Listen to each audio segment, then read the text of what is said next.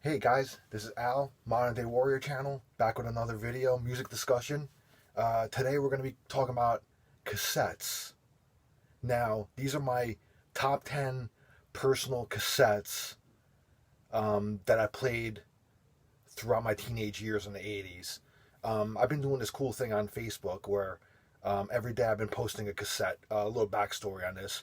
My parents are away on vacation, so whenever uh, my parents go away on vacation. They're in Portugal for a few months, so my dad's always like, "Listen, Al, use the uh, use the Pathfinder. Don't put miles on your car. So use my Pathfinder while I'm gone." So I go and pick up his Pathfinder. He has a Bose six disc changer and a cassette, but the six disc changer doesn't work.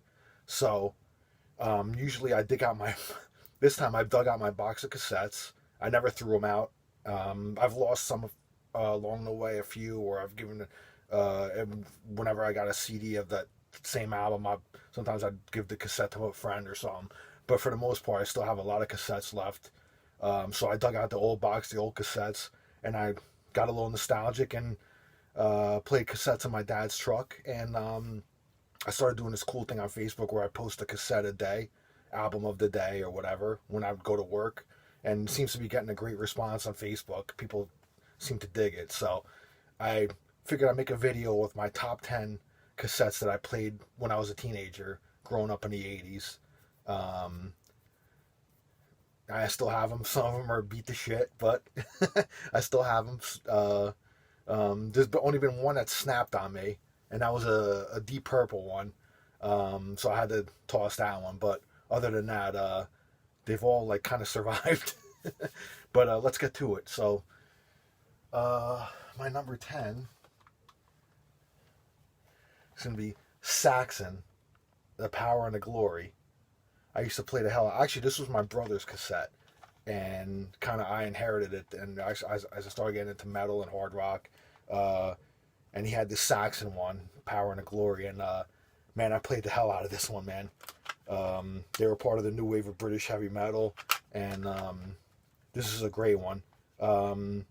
Kind of probably the last one in the long run of real classic albums. And then, as the 80s went on, I kind of lost touch. But the last few albums have been great. So, but Saxon always like solid.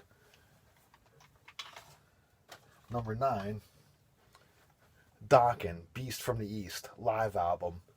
Man, George Lynch just smokes on this album. I mean, unbelievable.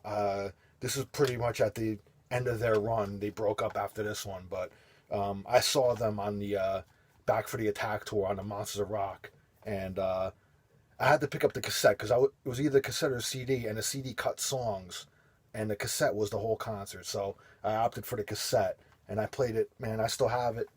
I don't know if the CD's been reissued with the whole concert. I'm sure it has, but I kept the cassette. Next one's gonna be. So what's that? This is number 8. Tesla, Mechanical Resonance. Again, another classic debut. Great kick-ass hard rock band. These guys were pretty refreshing in an era when, hairspray and spandex were starting to rule in 1986. So these guys just came out just jamming in t-shirts, jeans, and just kicked ass. Great hard rock.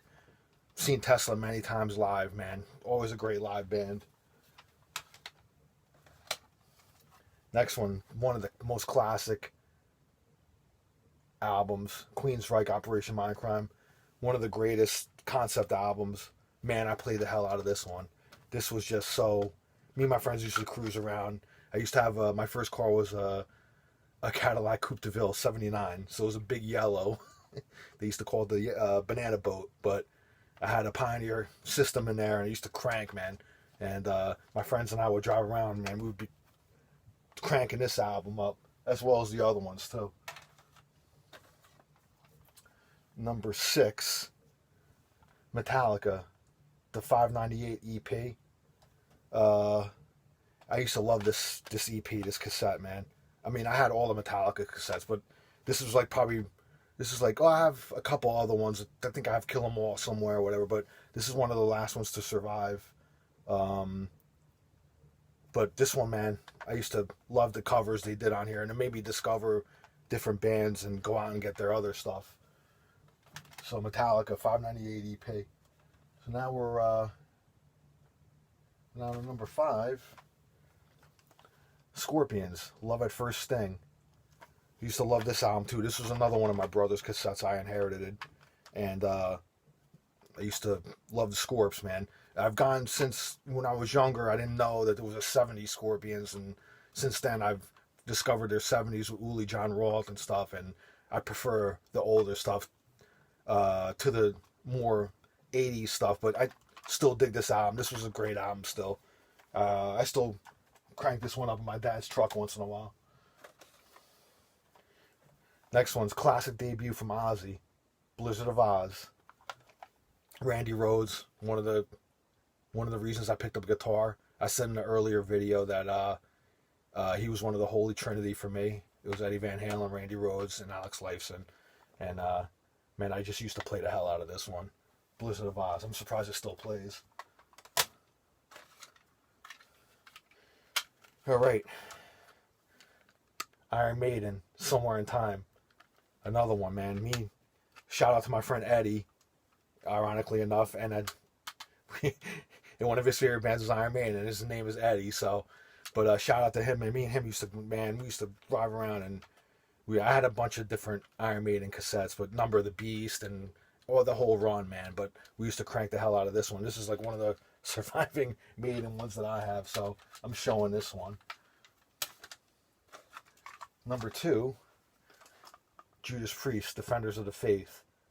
Another one, man. This was another one of my brothers that I inherited, and just killer, man.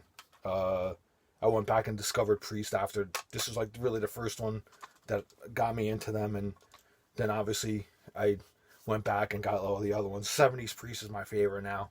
I love 70s Priest, but up until about this one, man, it was just solid. And then they dipped a little bit for me, but I always stayed with them, you know. Number 1, another one of my brother's cassettes that I inherited, and this one's really beat, but we got Black Sabbath, Paranoid. Nothing to be said about this one. The first song I ever learned on guitar was Iron Man, so from learning off of this cassette, kept rewinding it, learning it, rewinding it. There was no YouTube back then. You had to listen and play along with it. But yeah, Black Sabbath, Paranoid. I mean, it's got to be number 1. I have an honorable mention. These guys are a bit obscure. They're from Australia. They're called Kings of the Sun. And this is Full Frontal Attack, their album. If you like AC/DC, and they're from Australia, so, I mean, any Australian band's going to be influenced by AC/DC. But if you like AC/DC, kick-ass hard rock, check out Kings of the Sun, Full Frontal Attack.